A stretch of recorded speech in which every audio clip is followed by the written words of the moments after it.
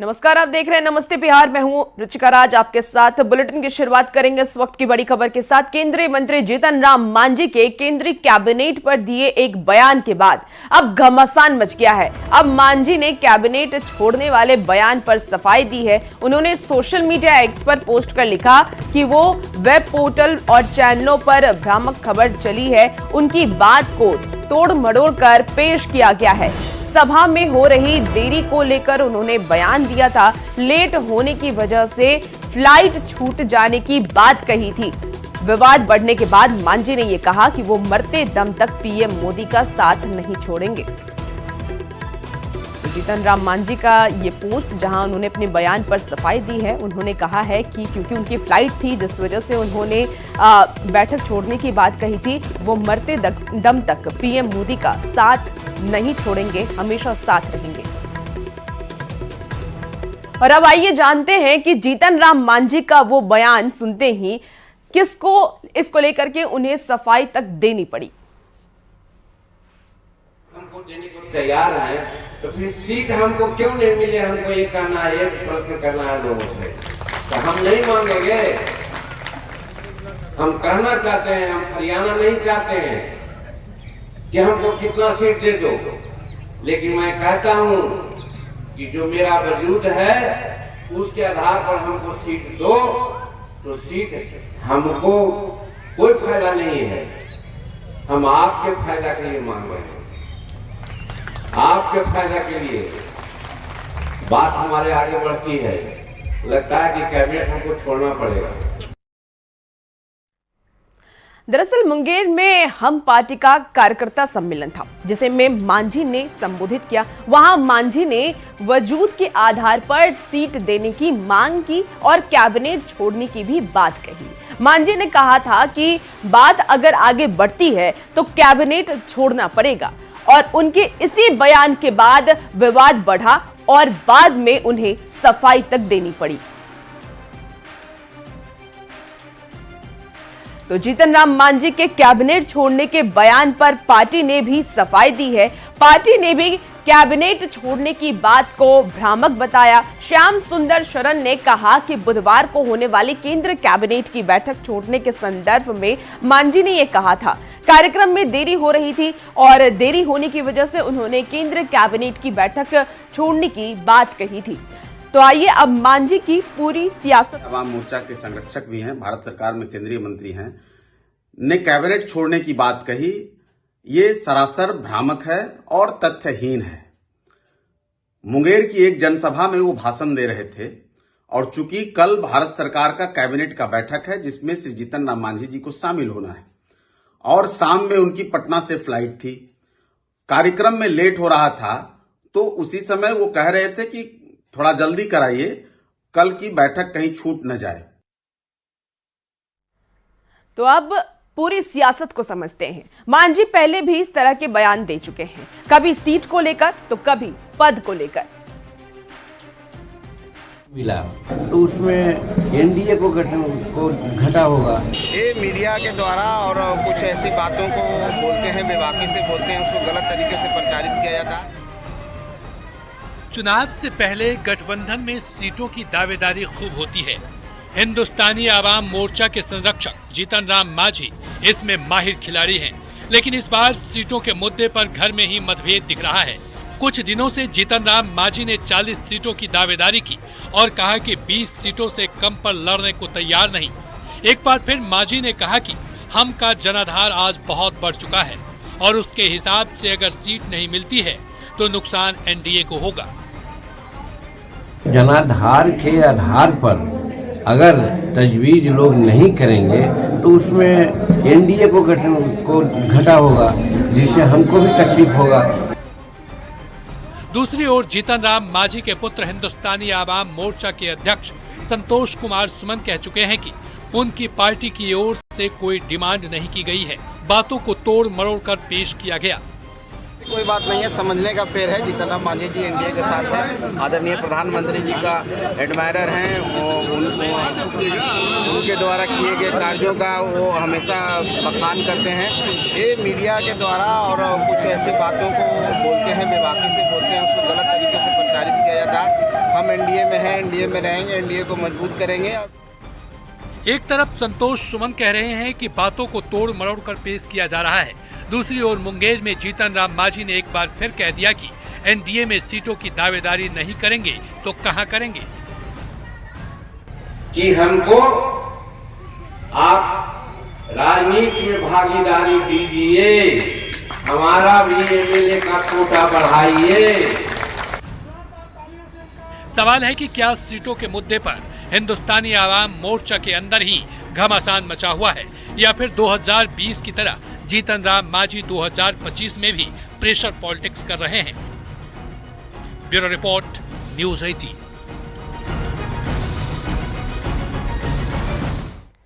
तो आज अररिया में सीएम नीतीश कुमार की प्रगति यात्रा होने वाली है, जहां सीएम नीतीश कुमार करोड़ों की योजना की सौगात देंगे। हासा पंचायत के बलुआ तालाब का निरीक्षण भी सीएम की तरफ से किया जाएगा। रामानुग्रह उच्च विद्यालय में विकास कार्यों का जायजा सीएम लेंगे। साथ ही विभिन्न योजनाओं का शिलान्यास और उद्घाटन सीएम नीतीश कुमार करने वाले हैं। आपको बता दें कि चितियौना पंचायत में 7 निश्चय योजनाओं का भी जायजा सीएम नीतीश कुमार की तरफ से लिया जाना है। वहीं डुमरिया पंचायत के सुंदरनाथ धाम मंदिर आएंगे सीएम और पर्यटन के लिए विकास योजनाओं का जायजा सीएम लेंगे। बड़ी खबर आपको आज बता रहे हैं, जहां सीएम नीतीश कुमार की प्रगति यात्रा और प्रगति यात्रा के दौरान वो कई विकास योजनाओं की समीक्षा करेंगे। इसके साथ ही कई योजनाओं का उद्घाटन और शिलान्यास भी करेंगे।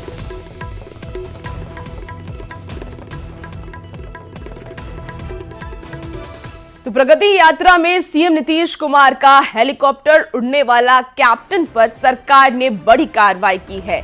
आपको बता दें कि जो हेलीकॉप्टर उड़ाएंगे उन पर ये बड़ी कार्रवाई हुई है। सरकार ने विमान चालक कैप्टन विवेक परिमल को सस्पेंड कर दिया है। कैप्टन विवेक परिमल पर आरोप है कि मुख्यमंत्री नीतीश कुमार की प्रगति यात्रा के बीच वो लगातार सेवा से अनुपस्थित रहे।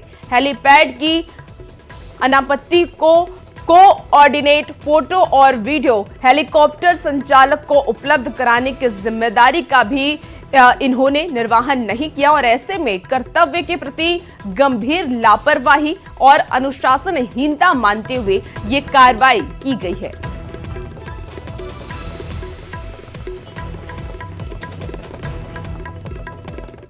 और अब खबर बेतिया से है। बेतिया में संदिग्ध स्थिति में 6 लोगों की मौत को लेकर के नेता प्रतिपक्ष तेजस्वी यादव ने सरकार पर निशाना साधा है। तेजस्वी ने कहा कि शराब से हो रही मौत को छिपाया जा रहा है। तेजस्वी यादव के आरोपों पर सियासी गलियारे में वार पलटवार का दौर शुरू हो गया है।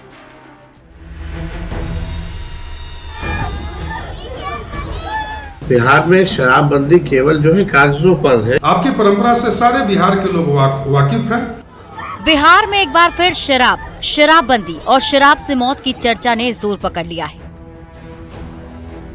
वजह है बेतिया में संदिग्ध हालत में 6 लोगों की हुई मौत।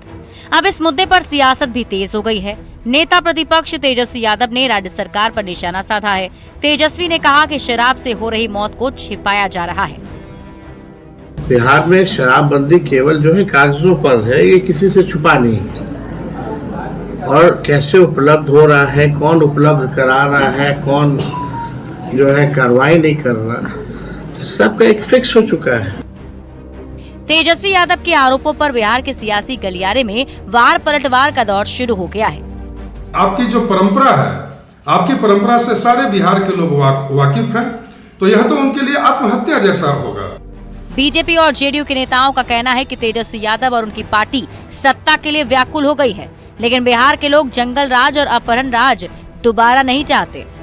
अपहरण के बदले फिरौती वाली सरकार, नौकरी के बदले जमीन वाली सरकार को दोबारा वापस नहीं लाएगी।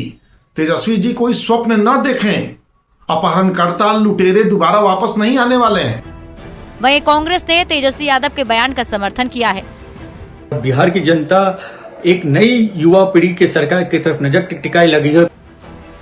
बेतिया के लौरिया में संदिग्ध हालत में 6 लोग की मौत हो गई थी। स्थानीय लोगों का कहना है कि मरने वाले शराब पीते थे। मौत की वजह क्या है, इसकी जांच के लिए जिला प्रशासन ने जांच टीम का गठन कर दिया है, लेकिन जांच रिपोर्ट आने के पहले राजनीतिक माहौल गर्म है।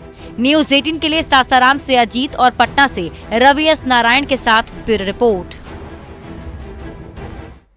बेतिया के लौरिया के मठिया में 6 संदिग्ध मौत मामले में 4 सदस्यीय टीम ने अपनी रिपोर्ट सौंप दी है। पश्चिम चंपारण के प्रभारी डीएम सुमित कुमार और एसपी डॉक्टर शौर्य सुमन ने रिपोर्ट की जानकारी दी है। एसपी के मुताबिक जांच रिपोर्ट में जहरीली शराब से मौत की पुष्टि नहीं है। ठंड लगने और अन्य कारणों से 4 व्यक्ति की मौत हुई है। जांच रिपोर्ट में यह भी बताया गया है कि मृतकों में एक व्यक्ति लंबे समय से शराब का सेवन करता था, जिससे उसका स्वास्थ्य खराब चल रहा था और इसकी जानकारी दी गई, जिसके बाद उसकी मौत हो गई। जांच रिपोर्ट में यह भी बताया गया है कि जहरीली शराब पीने की बात भ्रामक है। जो 5 मृत्यु आपको लौरिया में मटिया गांव में हुई थी, उसी संबंध में ये प्रेस ब्रीफ बुलाई गई है। हम लोगों का जो 4 सदस्यीय टीम था, उनके द्वारा रिपोर्ट सबमिट किया गया और विभिन्न बिंदुओं पे उनके द्वारा जांच की गई है। जो चिकित्सीय दल है, उनके द्वारा भी विभिन्न जगहों पे आपको जो लोग हैं उनको देखा गया है और इस पश्चात जो रिपोर्ट उनको सबमिट की गई है, उसमें जहरीली शराब से जो मृत्यु है उसकी पुष्टि नहीं हुई है। जो भी मृत्यु हुई वो ठंड के लगने की वजह से और एक हैबिचुअल ड्रिंकर था पहले से, उस आधार पर मृत्यु हुई है। तो मेरा यही कहना है कि जो अफवाहें फैलाई जा रही हैं और जो शक लगाया जा रहा है, उसको हम लोग खारिज करते हैं। तो वहीं बेतिया के लौरिया में जहरीली शराब से मौत से इनकार के दावे पर अब आरजेडी ने सवाल उठाए हैं। बेतिया के लौरिया में जहरीली शराब से मौत हुई है, ये बात हर लोग बोल रहा है। प्रशासन छिपा रहा है कि जहरीली शराब से मौत नहीं हुई है। लेकिन घटना स्थल पर पौच के पैकेट पकड़े गए हैं, उसके बावजूद भी वहां के पुलिस अधीक्षक नकार रहे हैं। अरे भाई, शासन का इकबाल कैसा गिर गया बिहार में भाई। पूर्णिया सांसद पप्पू यादव ने कहा कि अगले विधानसभा चुनाव में विपक्ष का नेतृत्व कांग्रेस को करना चाहिए। पप्पू यादव के बयान पर राजनीतिक बहस छिड़ गई है। एनडीए के नेता महागठबंधन पर तंज कस रहे हैं। कांग्रेस को नेतृत्व करना चाहिए, गठबंधन जिससे है मुझे कोई आपत्ति नहीं, व्यक्तिगत राय है। बिहार विधानसभा चुनाव में करीब 6 से 7 महीने का समय बाकी है, लेकिन राजनीतिक दलों के नेता अपने अपने हिसाब से राजनीतिक माहौल और मौका बनाने में लगे हैं। ऐसे में कांग्रेस के नेता और समर्थक क्यों पीछे रहे? तभी तो पूर्णिया से निर्दलीय सांसद पप्पू यादव ने कहा है कि आगामी चुनाव में विपक्ष का नेतृत्व कांग्रेस को करना चाहिए। मैं पहले भी कहा हूं कि कांग्रेस को नेतृत्व करना चाहिए, गठबंधन जिससे है मुझे कोई आपत्ति नहीं, व्यक्तिगत राय है, बिना किसी नाम के घोषणा के चुनाव लड़ना चाहिए। पप्पू यादव के बयान ने बिहार के राजनीतिक पारे को चढ़ा दिया है। आरजेडी ने पप्पू यादव को 2 टूक जवाब दिया है। श्री तेजस्वी यादव जी इसका नेतृत्व कर रहे हैं और मुख्यमंत्री का चेहरा तेजस्वी जी ही 2025 के विधानसभा चुनाव में होंगे। राष्ट्रीय जनता दल श्री तेजस्वी यादव जी ड्राइविंग सीट पर रहेंगे। तो वहीं कांग्रेस के लिए पप्पू यादव की मांग पर जेडीयू के नेता तंज कस रहे हैं। पप्पू यादव जी इस तरह के बयान सिर्फ इसलिए दे रहे हैं क्योंकि उनकी पुरानी अदावत राष्ट्रीय जनता दल और उनके नेतृत्व से है। तो कांग्रेस पार्टी के कंधे पर बंदूक रखकर पप्पू यादव जी चलाना चाहते हैं। पिछले 20 से 25 सालों में कांग्रेस आरजेडी की बैसाखी के सहारे चल रही है। यही वजह है कि कांग्रेस के फेवर में दिया गया पप्पू यादव का बयान भी बिहार कांग्रेस के नेताओं को अच्छा नहीं लग रहा है। पप्पू यादव के सलाह तो ऐसा होता है कि उनकी धर्मपत्नी तक नहीं मानती है और वो कांग्रेस जैसे बड़े पार्टी को सलाह देने आया है। पप्पू यादव ने पूर्णिया से लोकसभा चुनाव लड़ने के लिए अपनी पार्टी का विलय कांग्रेस में करा दिया था, लेकिन आरोप है कि पप्पू यादव यहां से चुनाव नहीं लड़े। इसके लिए आरजेडी ने पूर्णिया सीट अपने पास रख ली। पप्पू यादव निर्दलीय चुनाव लड़कर पूर्णिया से सांसद बन गए और कांग्रेस का समर्थन कर दिया। लेकिन अब पप्पू यादव ने बिहार में कांग्रेस को नेतृत्व सौंपने का बयान आरजेडी से बदला लेने के लिए दिया है, या वो सच में कांग्रेस का भला चाहते हैं, ये तो वही जानते होंगे। फिलहाल उनके बयान ने बयानबाजी का एक नया दौर जरूर पेश कर दिया है। न्यूज़ 18 के लिए पटना से संजय कुमार और धर्मेंद्र कुमार के साथ ब्यूरो रिपोर्ट। बिहार में बीपीएससी टीआरई 3 के शिक्षक बहाली की काउंसलिंग शुरू हो गई है। पूर्णिया में उत्तर प्रदेश से कई शिक्षक आए हैं। आपको बता दें कि डीआरसीसी में कक्षा 1 से 5 तक के शिक्षकों की काउंसलिंग हो रही है। बाहर से आए शिक्षकों का ये कहना है कि काउंसलिंग को लेकर व्यवस्था अच्छी है। बीपीएससी 3.0 शिक्षा भर्ती हुई है। यहाँ पे शिक्षक भर्ती बेसिक में हुआ है सिलेक्शन यहाँ पे, और जिसकी काउंसलिंग यहाँ पूर्णिया संभाग में चल रही है। कैसी व्यवस्था है? व्यवस्था वगैरह तो यहाँ पे बहुत अच्छी है। यहाँ बीपीएससी टीआरई 3.0 में 1 to 5 में मेरा सिलेक्शन हुआ है। क्या कहेंगे, बिहार में लगातार वैकेंसी आ रही है और ये है कि बिहार में क्योंकि यूपी में अभी रोजगार की शिक्षक की कोई भर्ती नहीं आ रही थी, तो इसलिए हम लोगों ने यहाँ फॉर्म डाला। और धन्य नीतीश चाचा का, आदरणीय विजय सिन्हा जी का और सम्राट चौधरी जी का, एनडीए गठबंधन की सरकार का, कि हम जैसे दूर दराज के व्यक्तियों को रोजगार का अवसर मुहैया कराया, इसलिए हम उनका बहुत बहुत आभार व्यक्त करते हैं। जमुई जिले के लक्ष्मीपुर की रहने वाली 21 साल की सुप्रिया शारीरिक लाचारी के पीछे छोड़ हौसले की उड़ान भर रही है। सुप्रिया का परिवार वालों ने भी खूब तारीफ की है और उसका साथ दिया है। सुप्रिया की मां उसे गोद में उठाकर हर दिन बीए की परीक्षा दिलाने केंद्र पर ले जाती है। स्नातक की छात्रा दिव्यांग सुप्रिया पढ़ने लिखने में होनहार है। बचपन से ही दोनों पैर से दिव्यांग सुप्रिया को शिक्षा दिलाने में उसके मां और पिता का हाथ है।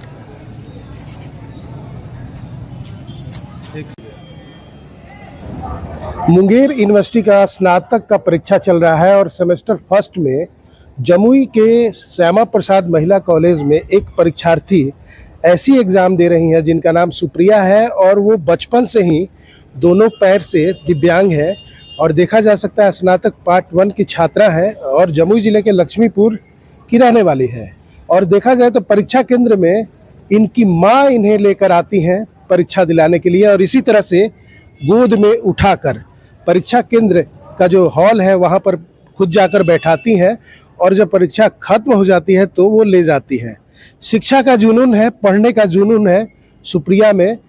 पैर से लाचार होने के बाद भी वो पढ़ना चाहती है, और यही हालात रहा कि शुरू से ही, बचपन से ही पढ़ाई लिखाई में अव्वल होने के कारण माँ बाप इन्हें पढ़ा रहे हैं। और यही स्थिति है कि ये महिला अपनी बेटी को भविष्य संवारने के लिए परीक्षा केंद्र पर लेकर जाती है, और स्कूल में भी यही हालात था। अच्छा, क्या स्कूल में कैसे जाती थी आप?